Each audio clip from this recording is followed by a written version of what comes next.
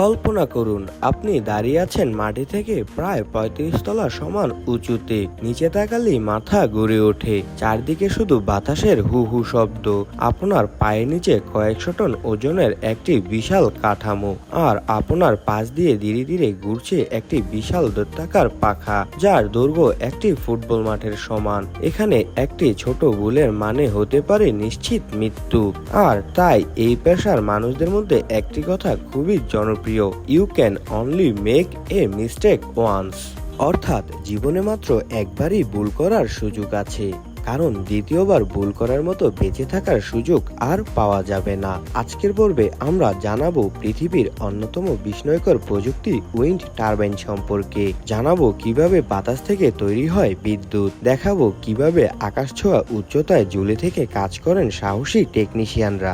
আর বুঝবো কেন এই প্রযুক্তিকে ভবিষ্যতের শক্তির অন্যতম বড় ভরসা বলা হয়।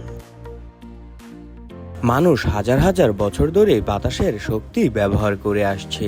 একসময় পালতোলা জাহাজ চলত বাতাসের সাহায্যে, পরে তৈরি হয় উইন্ড মিল। আর আজ সেই একই বাতাসের শক্তি ব্যবহার করেই তৈরি হচ্ছে লক্ষ লক্ষ মানুষের ঘরের বিদ্যুৎ। উইন্ড টারবাইন মূলত বাতাসের গতিশক্তিকে বিদ্যুতে রূপান্তর করে। এখানে কোনো কয়লা লাগে না, কোনো তেল লাগে না, কোনো গ্যাস লাগে না, শুধু বাতাস, যা সম্পূর্ণ বিনামূল্যে এবং পরিবেশের জন্য অত্যন্ত নিরাপদ। দূর থেকে দেখলে মনে হতে পারে এটি শুধু একটা বড় ফ্যান, কিন্তু কাছে গেলে বাস্তবতা সম্পূর্ণ ভিন্ন। একটি আধুনিক বাণিজ্যিক উইন্ড টারবাইনের উচ্চতা ১০০ থেকে ১২০ মিটার পর্যন্ত হতে পারে, অর্থাৎ ৩০ থেকে ৪০ তলা বিল্ডিং এর সমান। আর এর একটি ব্লেডের দৈর্ঘ্য ৭০ থেকে ৭৫ মিটার পর্যন্ত হয়। ভাবুন, একটি মাত্র পাখা, যার দৈর্ঘ্য একটি বোয়িং ৭৪৭ বিমানের সমান, অথবা একটি বড় ফুটবল মাঠের কাছাকাছি। যখন এই তিনটি পাখা একসাথে ঘুরতে শুরু করে, তখন এর বিশালত্ব সত্যি অবিশ্বাস্য মনে হয়।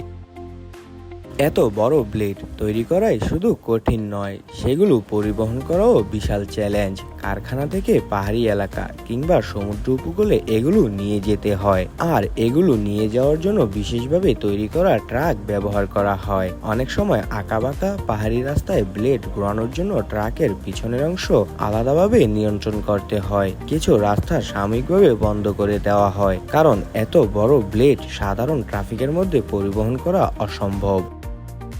একটি বড় উইন্ড টারবাইন তৈরি এবং স্থাপন করতে খরচ হতে পারে $2 থেকে $4 মিলিয়ন, অর্থাৎ বাংলাদেশি টাকায় যা প্রায় ২৪ থেকে ৪৮ কোটি টাকারও বেশি। শুনতে অনেক মনে হচ্ছে, আসলে তাই, কিন্তু এর বিনিময়ে একটি টারবাইন বছরে বিপুল পরিমাণ বিদ্যুৎ উৎপাদন করতে পারে। সাধারণত ৪ থেকে ৫ মেগাওয়াট বিদ্যুৎ উৎপাদন সম্ভব, ফলে ৫ থেকে ৭ বছরের মধ্যেই বিনিয়োগের টাকা উঠে আসে। তারপর বহু বছর ধরে প্রায় বিনামূল্যে বিদ্যুৎ উৎপাদন চলতে থাকে। কিন্তু এই বিশাল যন্ত্রকে সচল রাখার পেছনে কাজ করেন উইন্ড টারবাইন টেকনিশিয়ানরা। তারা এমন এক পেশার মানুষ যাদের সাহসের তুলনা খুবই কমই পাওয়া যায়, কারণ তাদের প্রতিদিন কাজ করতে হয় ১০০ মিটার উঁচুতে, প্রচন্ড বাতাসের মধ্যে, আবার কখনো তীব্র গরমে, কখনো বরফ শীতল আবহাওয়ায়, কখনো জ্বরের কবলে, আবার কখনো বজ্রপাতের ক্ষতি মেরামত করতে।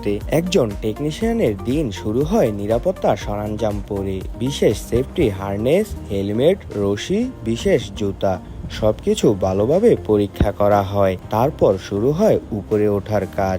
অনেক টারবাইনে লিফট থাকে, কিন্তু সবখানে নয়। অনেক সময় ১০০ মিটারেরও বেশি উচ্চতায় মই দিয়ে উঠতে হয়। ভাবুন, ৩৫ তলা সমান উচ্চতা, একটানা উঠেই যেতে হবে। শুধু এই কাজে আধা ঘন্টা থেকে ১ ঘন্টা সময় লেগে যায়। চূড়ায় পৌঁছানোর পরও কাজ শেষ নয়, বরং আসল কাজ তখন শুরু হয়। টেকনিশিয়ানদের অনেক সময় ব্লেডের গায়ে ঝুলে মেরামত করতে হয়, দড়ির সাহায্যে ধীরে ধীরে নিচে নামতে হয়। সেই সময় বাতাস একটু জোরে বইলেই পুরো শরীর দোল খেতে শুরু করে, ঠিক পেন্ডুলামের মতো।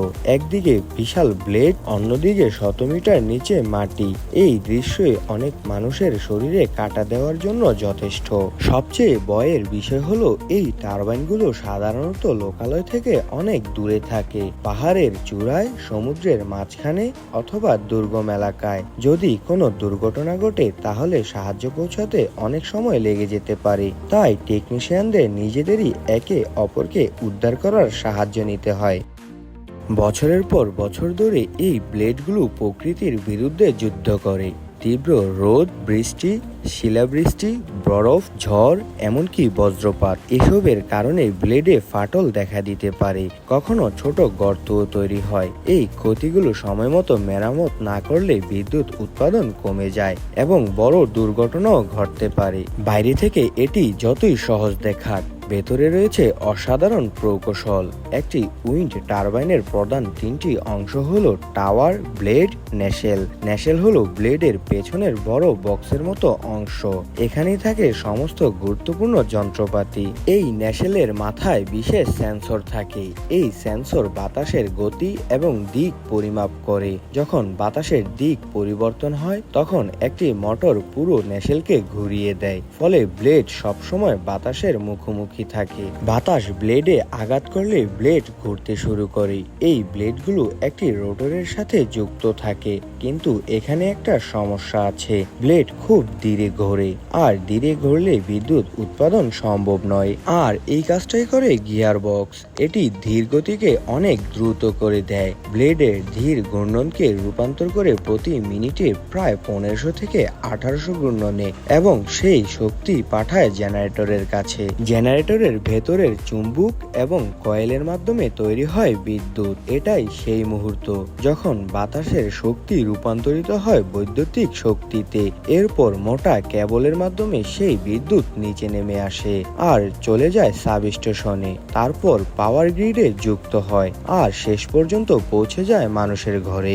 আজ পৃথিবীর বহু দেশ তাদের বিদ্যুতের বড় একটা অংশ উইন্ড টারবাইন থেকে তৈরি করছে, কারণ এটি পরিবেশ বান্ধব, পূর্ণ বিকিরণযোগ্য এবং দীর্ঘমেয়াদে অত্যন্ত সাশ্রয়ী। বিশ্ব যত এগিয়ে যাচ্ছে ততই বাড়ছে উইন্ড টারবাইনের গুরুত্ব।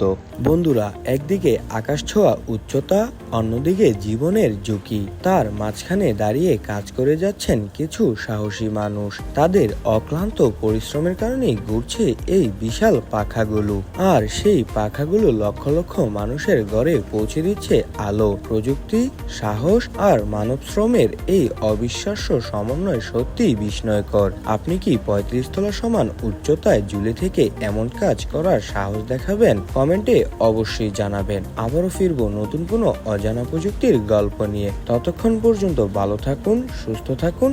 আল্লাহ হাফেজ।